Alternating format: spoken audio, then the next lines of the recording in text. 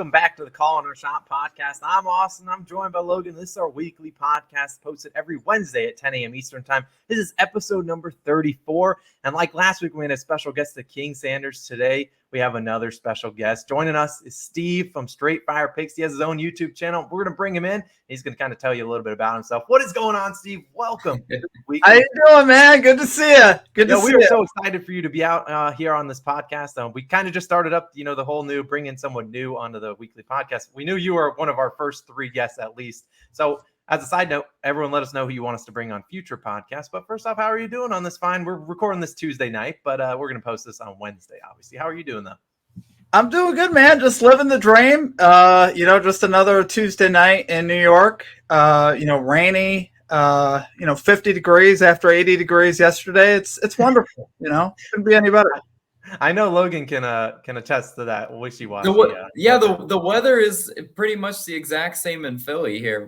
It's rainy, it's cold, it's miserable. It makes me miss the Florida sunshine. Austin, take up some of that sunshine for us. But then the summertime is when we get a little bit of an advantage, because in Florida it's disgusting down there in the summertime. That is fair. Yeah, I've been nice to have the 88s and 90s for the past couple of weeks, which is a little hot outside, but that's okay.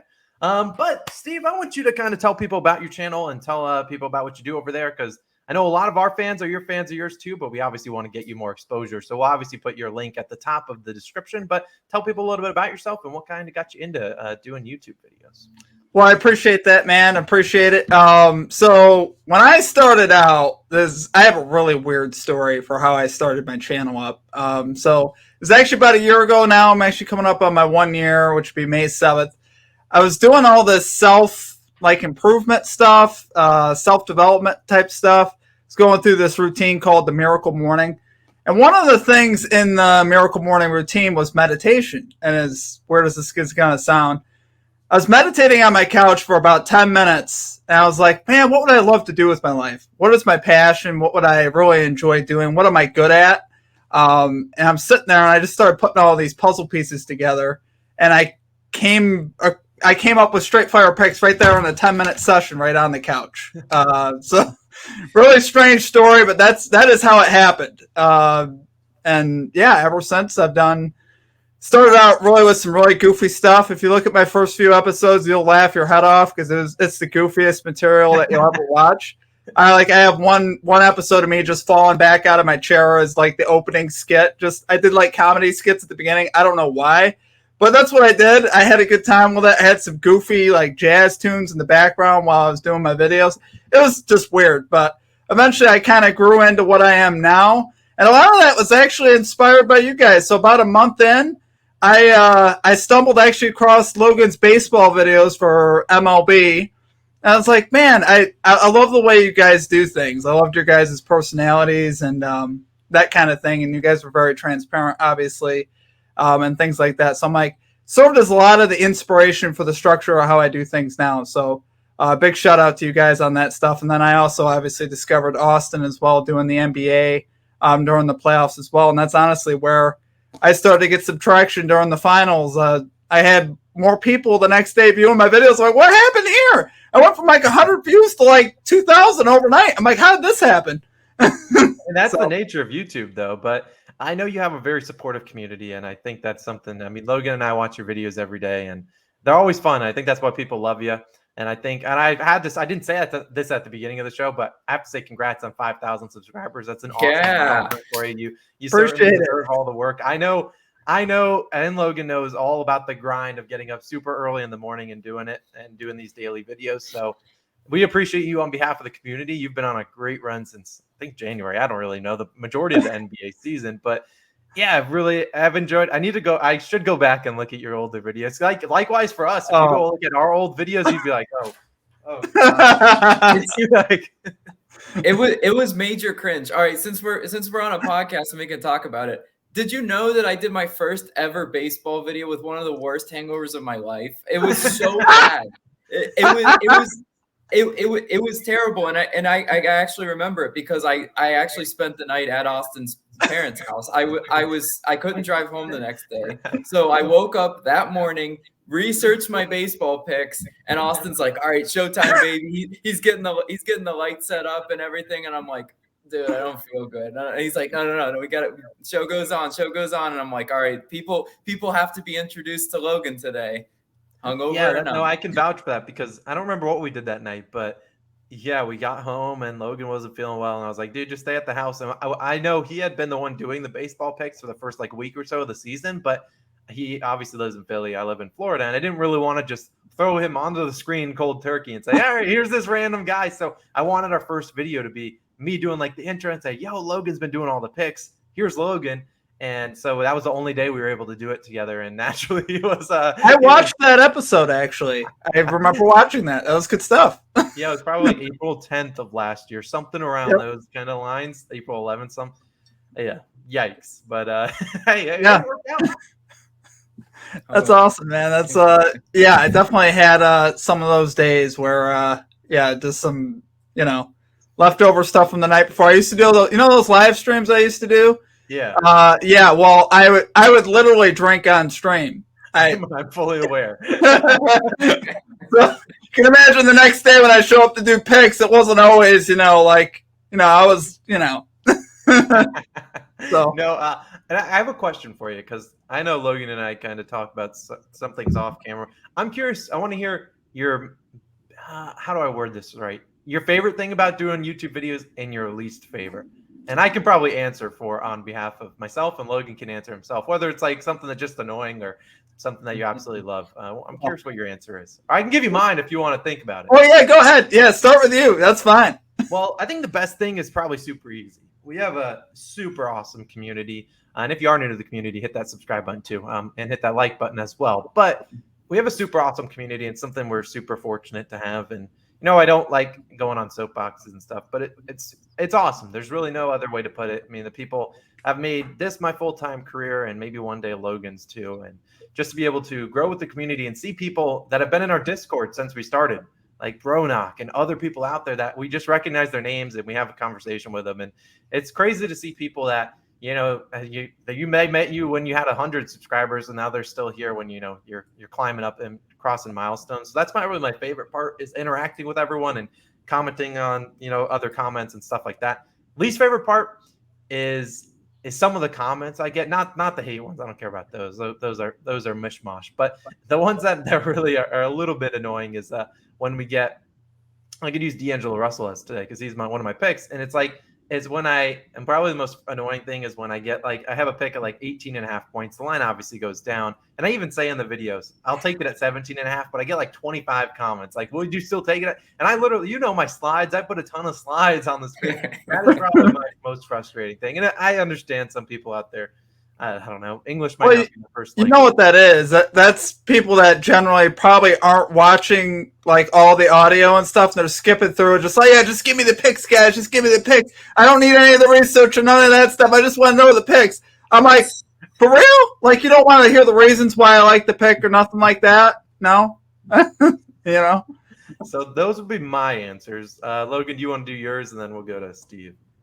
Well, the best thing, the community aspect of it is for sure the best thing because I always say, that's what sets apart channels, like Straight Fire Picks, like Calling Our Shot from other channels. I'm not naming names, but I'm just saying it's the community aspect where we grow organically. We don't have any toxic, pay for picks kind of thing like that. That's what I really enjoy about it because I think when you cross that line of the whole pay for picks model, then you start to lose, a lot of those friendships and relationships you build. I mean, Austin and I have even met one of the people that were, when we were a baby channel, we met that guy in person. It was a really cool, dinner experience. And it was just hey, we met, people in person. It would be cool if I was walking the streets of Philadelphia and someone's like, hey, Logan, Calling Our Shot, what's up? That would be cool eventually one day. But, we'll see, maybe 100K when we get there. But worst part is when Logan, why don't you bet the Yerfie? Logan, what about the yes run first inning? What about the no run second inning? No, this is Nerfy Nation. This is Nerfy Nation. I have to tell you a million times, but but Logan, it can be profitable the other way. I know, I understand, but at some point, at some point, we're kind of doing it for fun. Yeah, you want to be who you are and your identity, right? So that's you don't need to be your nation. Yeah, wait, no. So we asked King Sanders this question. I have a side question for you talking about this. Are you Team Nerfy or Team Yurfy? Am I Team Nerfy or Team Yurfy? I would lean towards being Team Nerfy for sure, especially as I've gone on and as I've bet. I prefer to bet the Nerfy for sure. I have bet the Nerfy. I have not bet the Yurfy. Okay, good. You're a good man. Because You're a good man. You should give your subscribers that culture lesson. If you dabble in some more baseball as time goes on, you let them know, hey guys, we're allies with Nerfy Nation calling our shot. This is who we are. This is our identity. Because I like to see people on the Nerfy too. Right. Yeah, it's a lot easier. I don't know. I just prefer to root for bad things to happen versus good things to happen in a baseball game. I don't know. That's just me. I don't know. But what would you say is your favorite and least favorite thing about doing YouTube videos? So to share your point about my favorite thing, yes, the community aspect has definitely been my favorite part, and a lot of the good stuff was actually formed along the live streams because I actually got to talk to people live, and that's a lot of fun. I really enjoyed that. That's why I love the live stream so much, and why I never stopped them, is because I really enjoy getting on and talking with people. And same thing in the chat as well. I love talking with people. I have a lot of people I talk with in the Discord as well. There's been people from the beginning that have followed me, since the summertime. Gotta Get the Bag comes to mind. He's worked with me a lot on stuff, and he's just a really cool guy. So, and the Magic Man. There's a lot of people in my community that I absolutely, it really is a great experience that way. And just doing research and stuff, I actually really do enjoy it. As weird as that sounds, I actually do enjoy the research side of things and finding the play. When you stumble across something, you're like, that's the one. That's the one. I found it. That always is a great feeling.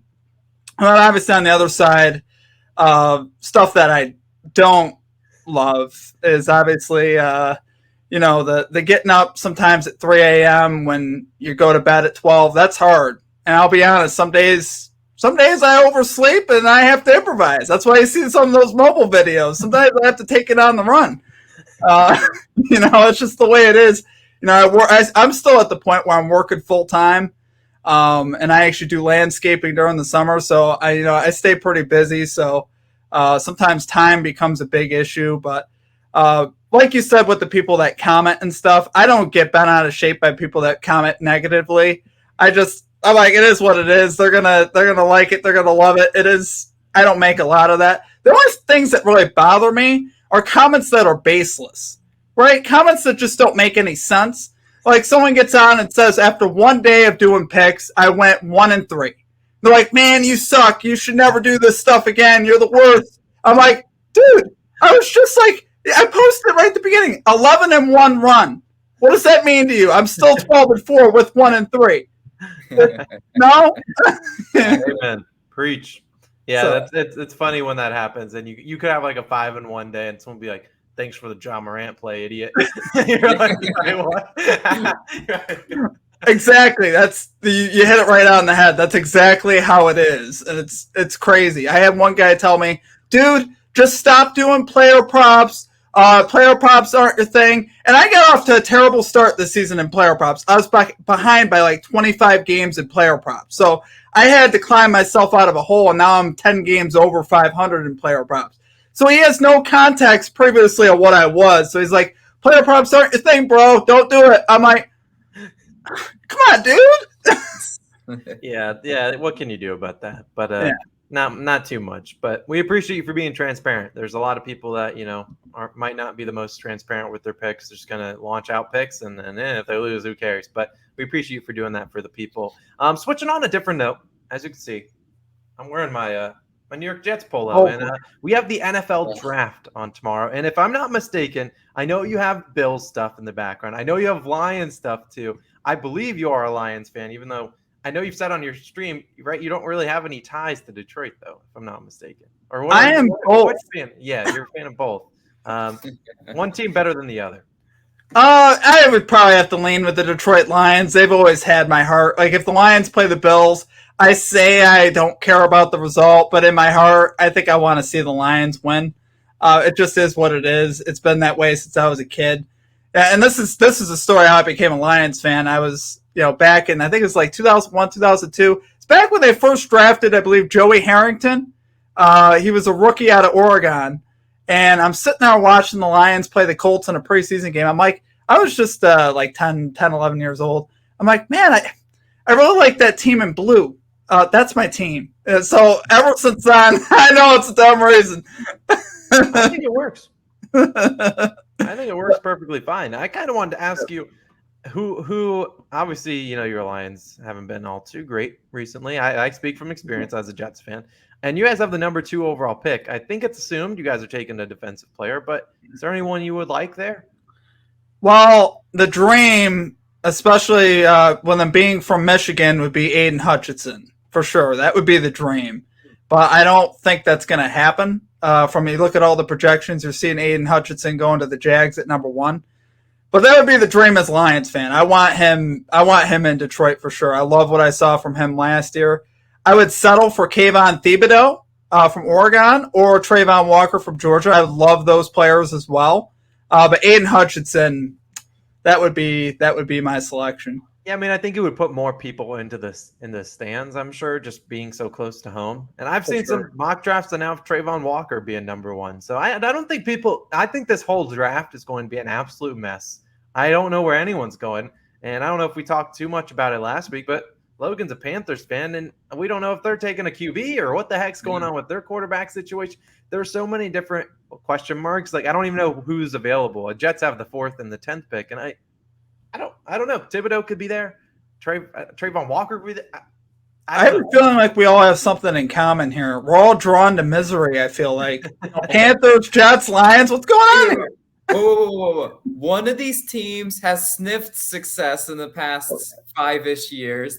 The others have not. The Carolina Panthers had a 1-loss regular season. Yes, they lost the Super Bowl. I know. Yeah. I still have nightmares about Cam not diving on the fumble, but still.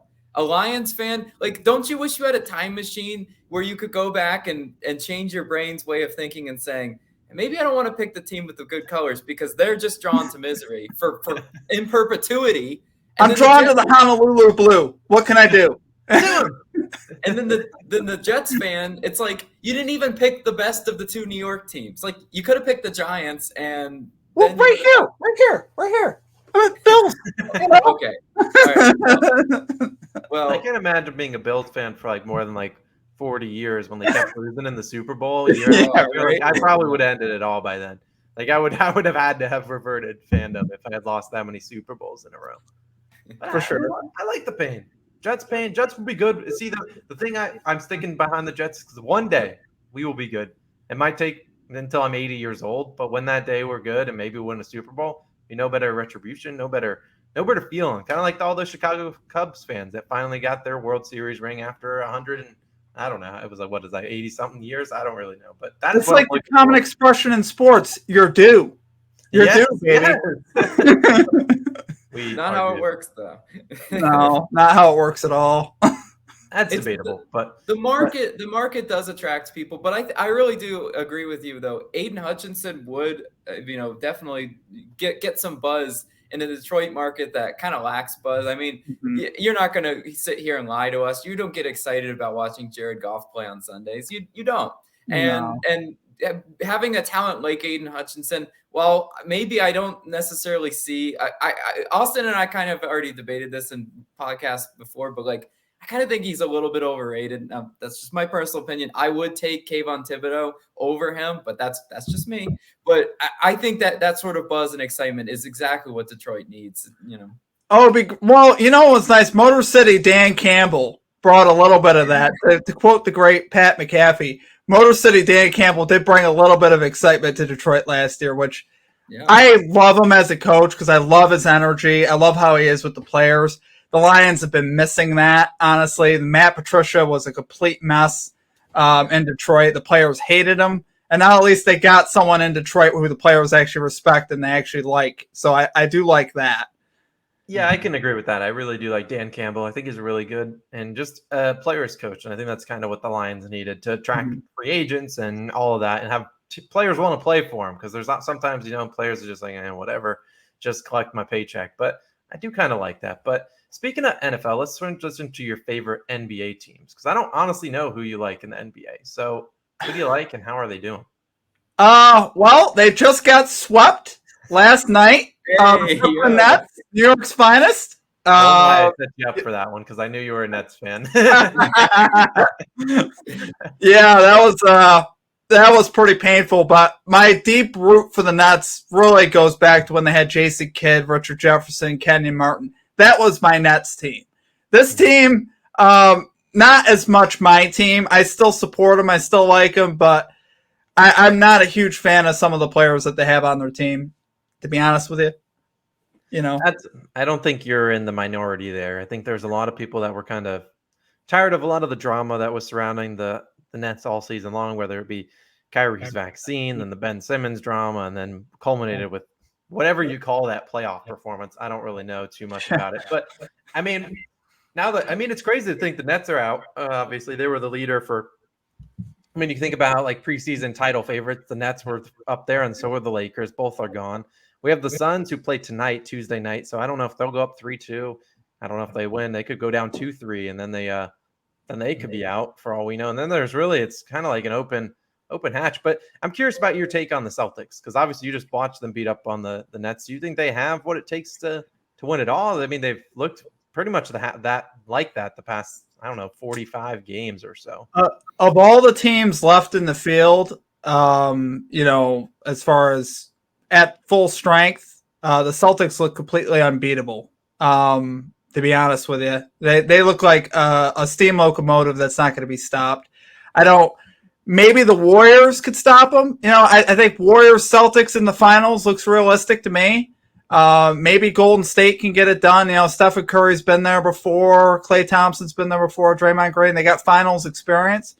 But outside of that, I don't know anybody that could stop the Celtics team if they play like that. That was just offensively, the efficiency. Jason Tatum right now playing on a whole different level. I mean, the dude's unstoppable. And defensively, they've been clamping people all season. I mean, I've been taking unders on the opposite teams all season because of that, because their defense is so strong. And they could, you saw what they did to Kyrie Irving and Kevin Durant. Both of those guys throughout much of that series were, I looked at Kyrie Irving's game logs ever since game one, what was it? 13, 16, 20 points. And his shooting efficiency was really bad. So, and same thing with Kevin Durant until game 4. I noticed you had taken one of his overs, which I thought was a great play because I'm like, this guy has to show up. And then he obviously. How's 11 field goal attempts taste? Yeah, exactly. And it's like, how does that even happen? I don't know how that happens to a guy like Kevin Durant. I really don't. Yeah, and that was just a wrong play on my end. I should have ran back the trend in game 4 when, of course, he shoots like 30-something times or something ridiculous. My kind of thoughts on the Celtics team is as a New York Knicks fan and a New York sports fan in general, I normally root against all the Boston teams, but I don't find myself hating this Boston Celtics team as much as I might have, as much as I hate the Patriots or something like that. Like, I do like this team. I really like Jaylen Brown, really like Jason Tatum. I think they're a very good bunch. I am a little hesitant to make them my, favorite to win it all. I think it comes down to maybe how healthy Chris Middleton is and the Bucks, because these two teams, likely assuming the Bucks obviously beat the Bulls, and they should because they're up 3-1, but they're going to match up next round, which is like great because you want to see these two teams match up, but then also you're kind of like, these two teams feel like the best teams out in the East, and it's tough because I really do like Giannis. I'm having a Greek Freak shirt. It's probably sitting over there. Like, I want to put it on right now, but it's Greek Freak is just another beast. But I think the Celtics are probably one of, if not the most complete team in the field on both sides of the ball. I just, it's 4 games. You never really know what can go sideways. And I don't know. I'm a little skeptical. Logan, what are your thoughts on both these two teams? Well, I'm just trying to think matchup wise, right? Like defending Giannis, he's a different breed. Like, who would they put? I'm just thinking out loud here. Who would the Celtics try to do to defend Giannis? I would say Al Horford if I were to guess. Okay, well that's abusive. Like you better be hammering Giannis overs like it's going out of style, because I mean he should be able to dominate that matchup, you'd think. Yeah, I mean, honestly, I think Al Horford is very underrated on the defensive side. I think he doesn't get his lot. I mean, he's the guy that they would put on to Joel Embiid and for the most part stop Joel Embiid and kind of hinder his performance. So I don't really know. I mean, the Bucks go as Chris Middleton goes. So obviously, without Chris Middleton, I don't see them, relying on Grayson Allen to score 27 points. That's that. I don't know how to tell you that it's not happening all too often. And then Drew Holiday, I swear that guy does great on defense, but in some games he's a no-show on offense. And then they're starting a weirdo lineup though at the moment with Brook Lopez, Bobby Portis, and Giannis. They're going like Cleveland Cavaliers 2.0 with 3 basically 7-footers, which I guess it blew out the Bulls twice, so I guess it's working for something. But yeah, that is the weird lineup. I'm just thinking about it though. It's like, yeah, I mean, Al Horford's great in theory. That probably defends the post, but like, come on, man, a freight train barreling down in transition. That's Giannis. Really, you're telling me Al Horford's gonna get in between them? Nah. I guess I understand that. And then I guess I have another question for you, Steve. Will the Sixers blow a 3-0 lead? Oof. I hope so. I would love to see that happen. And you know what was very telling last night? And the announcers actually touched on it. I was actually watching the end of the Sixers and the Raptors game. Like, this is the difference between Toronto fans and Philly fans. Philly fans are running for the exits with 4 minutes left, and they're down by 12. The game, I understand the game looked like it was pretty much over. I get it.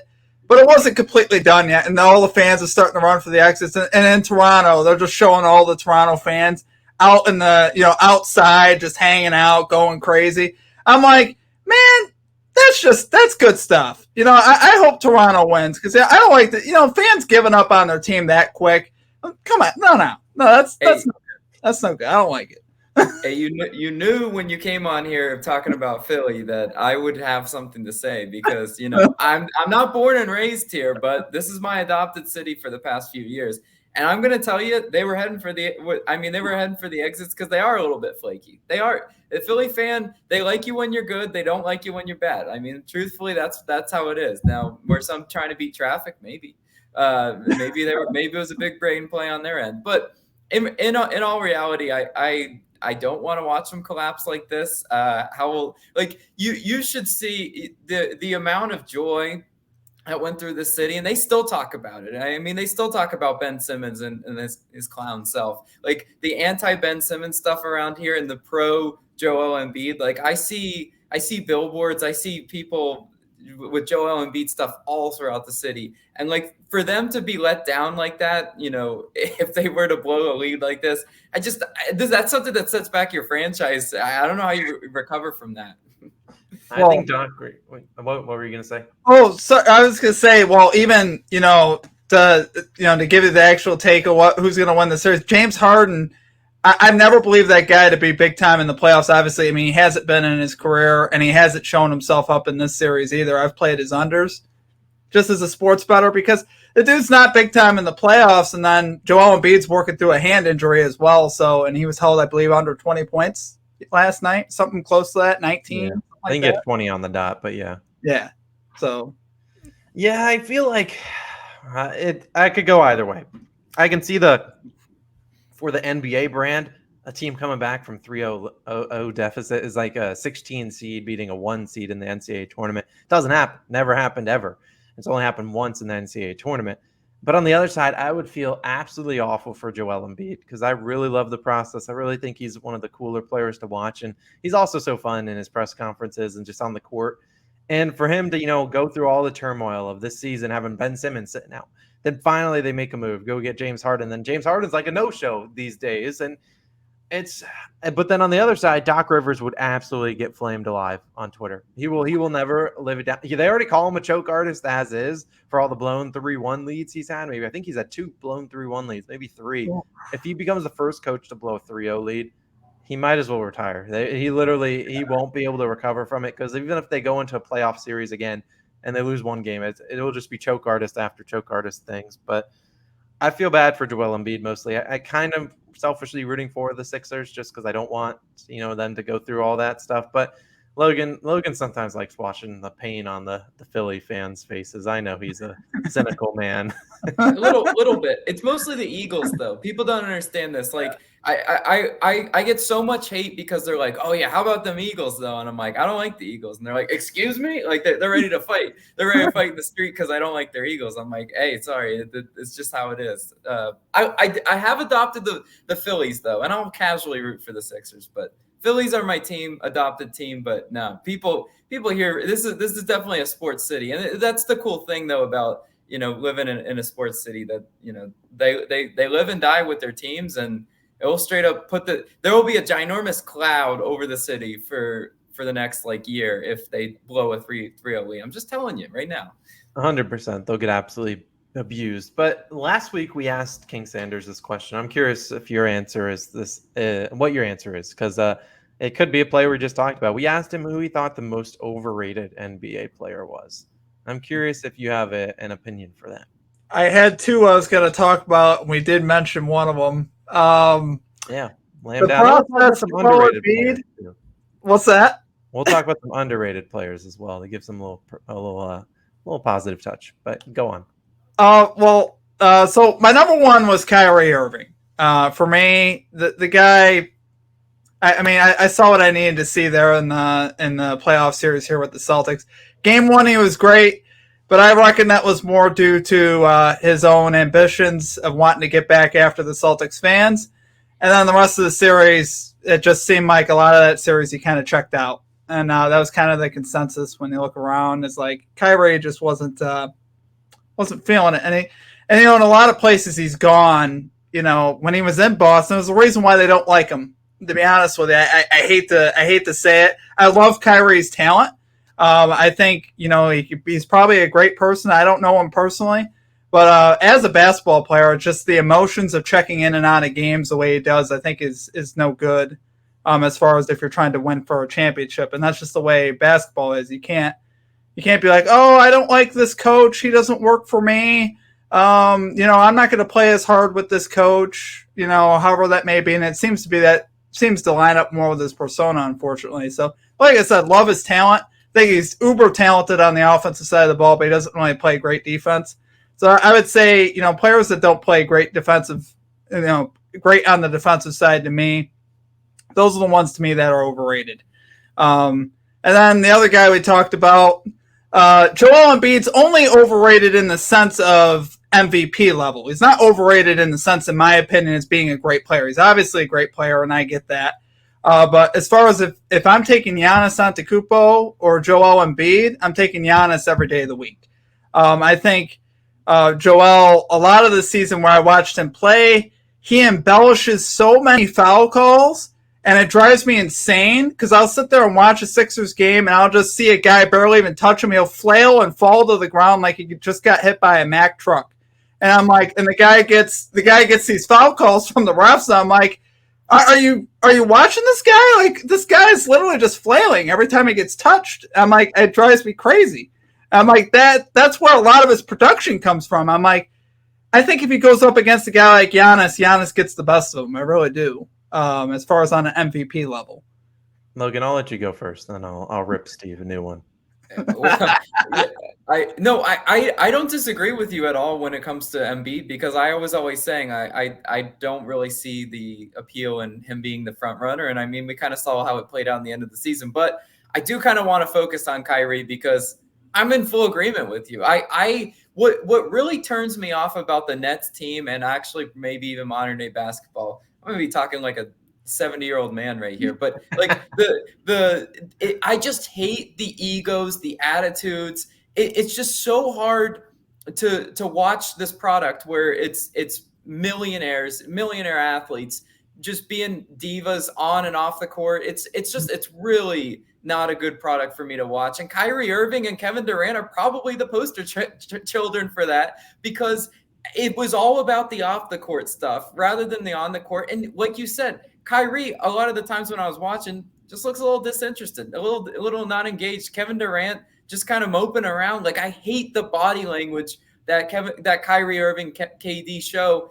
and they need to be leaders. Like, this is a team that, you need to rally the Bruce Browns around, right? Not let Bruce Brown and those role players get lost in the shuffle. Kyrie Irving needs to be, as the point guard, the leader, the just like, you can tell the look on his face. And like you said, he was engaged in that Boston game because the crowd was all over him, but then it was just fizzled out. So I'm in full agreement with you, to be honest. Yeah, for Kyrie, I feel like I can't disagree too much, especially after this most recent playoff performance. We all know he's incredibly talented. I mean, he's one of the most talented ball handlers, finishers, shooters, that's ever touched a basketball. But it does come down to being a distraction, and I don't think he's ever been that true leader ever in his career. Obviously, he had his first couple years with Cleveland where they stunk. Didn't really have to do much. And then obviously LeBron came. LeBron was the poster child. He's going to lead that team. And then went to, Boston, wasn't a leader there. And then now obviously in Brooklyn with Kevin Durant, kind of the poster, and then him in the background. So I don't disagree with that. For Joel Embiid, though, I think your criticism of him, it might be a little bit in terms of what the MVP trophy has become in the NBA. I think if the MVP trophy was just going to be given to the best player, I would argue, LeBron should have won it a ton of years in a row. And I think Giannis would win it pretty frequently, probably going forward. But Joel Embiid, I understand the free throw calls. That can be kind of frustrating, especially as a viewer to the NBA. It can kind of be annoying to watch. And some of them I can agree. He does flail a lot. And those can be the ones where he's like throwing it backwards, trying to shoot it. I don't know about that. But in the end, and Chris Paul talked about this on JJ Redick's podcast, because he always does the rip through move where he rips through. You put your hand on him, he's going to rip through and take two free throws. And his point, and I can kind of understand where he's coming from. He was like, if you watch the film and you're still doing that, how is that on my fault? To do that move to get two free throws or whatever like that. So from the basketball sake of view, like Chris Paul doesn't probably like to do the rip through move and just get cheesy free throws. He's never going to do it in like a pickup game on like a basket, like in YMCA. But if you're trying to win in the NBA and it's going to get you 2 free points, most likely, I can understand where he's doing it. Now, the ones with Joel Embiid that I do kind of agree with you are the ones where, he might not be getting, the ones I was telling you where he might get touched and he just launches the ball. And you're like, dude, you gotta stop that. But I understand where you're coming from on that. Giannis did average, I think, the same amount of free throws attempts as him. Just Giannis's are a little bit different than Joel Embiid's. Well, even the last matchup that I saw, Bucks Sixers in Philly, where now granted the Sixers won the match in Milwaukee, the one before that, but I saw Giannis take over down the stretch versus Joel Embiid straight up in that game in Philly. And it's just like when I was watching it, I'm like, from the eye test, like if you're doing the eye test, he really passes that eye test for being the MVP to me. Like he just took over and willed his team to win.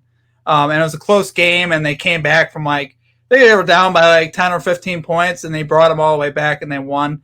I was like, that's my MVP right there. And he plays hard on both ends, and I appreciate the way he plays ball, I think, a little bit more. No, I can respect that. Trust me, I love Giannis. He's probably, if I were to give my most favorite players to watch, he's on that list. Zion Williamson's on that list. Maybe not because Zion doesn't do too much defensively. We haven't seen him in a year and a half, so I can't really say anything about him too much. But he's definitely up there because he's going to give it his all on the court, and I think that's why so many people have grown to love him, just from him growing up in Greece and then coming over to the NBA and being so just lanky, and then he just developed into the best player in the NBA. Obviously, went in the finals and Finals MVP last year.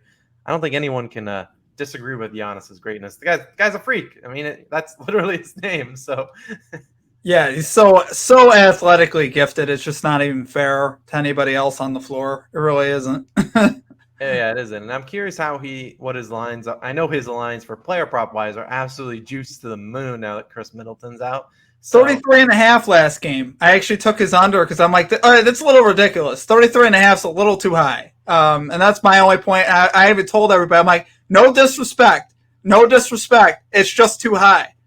No, I agree with that. And I looked at his unders too. And that was my same rationale for Tuesday night, because we're recording this on Tuesday, for taking Jimmy Butler's under. Lo and behold, Jimmy Butler's out tonight. So it doesn't even matter. I had 4 minutes of video that just were snapped, gone, and didn't matter. But yeah, I don't blame you for taking the under for Giannis. Although it's hard to disrespect the GOAT. Yeah, I know. I felt bad. I actually felt bad about it, but and then you get some people in the comments that are, saying what they want to say. I'll never take a Giannis under, not till the day I die. I'm like, this is why they're profitable. It's because literally 99% of money will be on his overs, regardless of they make it 37.5. Which I think the only player I've seen Joel Embiid get some high lines. 33.5 might be the highest I've seen this year, though. I remember last year. Playoffs. You know, you're talking about playoff basketball too. You're not talking about regular season where people aren't playing defense. You know, playoff you get more physical play. You know, and it's like 33.5 is a lot for the playoffs. Oh yeah, it's ridiculous. It's a ridiculous number, and I think he ended with 32, so just barely going under. Spoiler, I might be taking his under today. I haven't looked at his lines for Wednesday morning, so the video will already be live, so people know what I'm on. But I didn't really have any more questions, Logan. What else do you want to talk about? It's a little bit of a Mimi basketball player, but you were mentioning your list of favorite players, and you love Giannis. I love Giannis too, to be on my list. But there's a player in the playoffs that's got a lot of attention. His name's Jose Alvarado. goes by the name Grand Theft Alvarado because he's just so inspiring and so fun to watch. I want everyone's thoughts on Alvarado and Kyrie. Maybe you should play with the energy and the heart that Mr. Jose is playing with, because the whole stadium was chanting Jose, Jose, Jose. So that's what you need to try to aspire to be a Kyrie. You know, he might start taking minutes away from McCollum. I mean, one of them does play defense, one does not. So I'll let you decide who's playing the defense. I love the Jose Alvarado story because he was like a two-way player. Then kind of got onto the scene with his Mimi tactics of stealing the ball, and then slowly became into a really good defensive player. I think he's out of Georgia Tech too. I have a soft spot for Georgia Tech alums, and he got signed to like a four-year deal or something like that, and so he's paying the bills for his family. So super awesome to see that. Not necessarily, you walked into like a YMCA or to a pickup court, probably not the first person drafted, depending on where you are. So really cool to see him kind of flourishing in the NBA with his role. I saw his line is 5.5 points tonight. I mean, that's a block for the over. Hey, they said that's a trap line. Come on, guys, let's be honest. The books throw a low number out there, hoping you just bet the over, and then he ends with 2. So come on. Steve, he ain't exactly there for his offense right now, although he's more there for, like you said, the defensive side and what he can do, on that side. But it was great watching the end of that game and watching what he did to Chris Paul, even just on one of the last possessions, just complete. I think they got an 8-second violation. He was all over him. I'm like, oh, this is great. He's jumping up. Yeah. I love him. And the nickname, Grand Theft Alvarado, it doesn't really get much better than that. I mean, you can't get a better nickname than that. That's terrific. That's fantastic. But speaking of underrated players, do you have anyone that you think's underrated, Steve? Underrated player. Kind of easier to ask that question towards the beginning of the season than it is the end. But we'll do what we want over here. My selection is probably based on what he did for me personally, and also just watching him play. So there was one Nets player that did not let me down. At least in some of the games I watched, it was Seth Curry, the other Curry. I honestly think he is underrated, and he flies off the radar a little bit. And honestly, he's better than people give him credit for. The issue with him is like he's always the fourth, the fifth option, so he never really gets the respect on the team. It's not like he's operating with the ball in his hands a lot. But I think I don't know. That's just my take on him. I think he's great, especially I think he's in his 30s now. But I think he's great, and I think he plays basketball the right way, and I love watching him play. And he was very good to me this year, so I have to give him respect. I appreciate you giving Seth Curry a little bit of respect. When I think about underrated, before the season and maybe during the season, guys that made me a lot of money were obviously Darius Garland and DeJounte Murray, but making so many other people money, they became no longer underrated. And so I was early on the hype train, but now they don't really fit that bill at the moment. So I have to think of anyone come to your mind, Logan. I'm trying to think of my answer. Bones Highland. Oh, yes. I love me some Bones. I think he was still coming off the bench, right? That's about as underrated as you could be. I mean, for how good he's looked, I'm with you on that. Bones Highland brings a lot of energy off the bench. I'm surprised. I'm not sure if they had him start. I don't think he's not starting right now, but he should be a starter. Yeah, he's coming off the bench because they really don't have anyone else to score. Right. This is how you compute the Nuggets' final score. You take Jokic's points, you add 50, and that's how many points they end with the night. And I don't know who they're getting the 50 points from. Maybe it's Will Barton scoring 20. It's not Jeff Green. Not Jeff Green. I know you've done his unders before. Yes. No, I respect that. Jeff Green, oh man, yeah, I need to look at his lines because that brother, yeah, he does not score ever any points. 3 shot attempts a game just isn't going to get it done. That's not going to get you an over. That's fair. Like when we took the Guardians money line last night and they didn't score a single run. Yeah, you can't win when you don't score. You kind of need to score a run. That's just more points equals a win. I don't know who needed to hear that, but yeah. Team that scores more does win 100% of the time. It's true. That's really how it works. I'm trying to think about my most underrated player, though. I really like Mikal Bridges. I think he's very underrated. I think he's become more, with the Suns becoming better of a team. I think he gets a little bit more exposure than he, would have gotten 2 years ago. But I think Mikal Bridges is very solid. One of my favorite guys to watch. Although, he can be a little bit inconsistent. I'll give him a little bit of credit there. He's actually quite inconsistent, but I really like him. And then I don't need to be a Knicks homer, but Obi Toppin's the future. Yeah, great energy for him whenever I saw him in there. I feel like the Knicks had a better chance whenever Obi Toppin was on the floor, even at the end of the season when they were dealing with, different players in the lineup. I'd see Obi Toppin in. I'd be more scared of the Knicks when he was in, but the Lions were, more adjusted for the, other team. With Randall. Yeah, it is. Randall, baby. Randall's out of town by this offseason. Yeah, he's getting out of here. He's going to the Kings. He's a Kings guy for his career. Many Knicks fans that I know do not like Julius Randle at all. At all. Not one bit. I don't like him either. No comment. Also, another guy I really like, Tyrese Halliburton. I think he's very underrated. Mm-hmm. I also wish he was the Knick. We did draft Obi Toppin over Tally. So, but I'll settle with Halliburton. I want or Obi Toppin. I can't complain. He did play well at the end of the season. But I don't have any other topics on my list. Anything else you would like to talk about, fellas? I'm good. I just want to say thank you guys. You guys are awesome. It's been an honor as always, and like I said, you guys served as a lot of the inspiration for what I do. So I definitely have a lot of appreciation for you guys and stuff. So I appreciate you guys having me on. You're too kind. Thank you. No, we appreciate you for coming out. We really we kind of set this up last week, but we're happy that you could make some time for us on your busy schedule, as you talked about.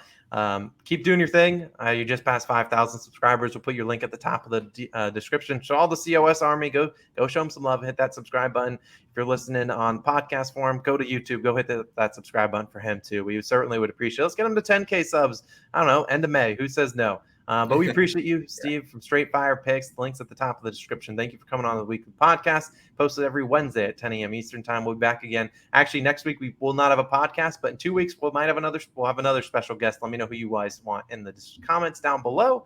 This has been Austin. This has been Logan. This has been Steve from Straight Fire Picks, and we'll catch you guys again next week.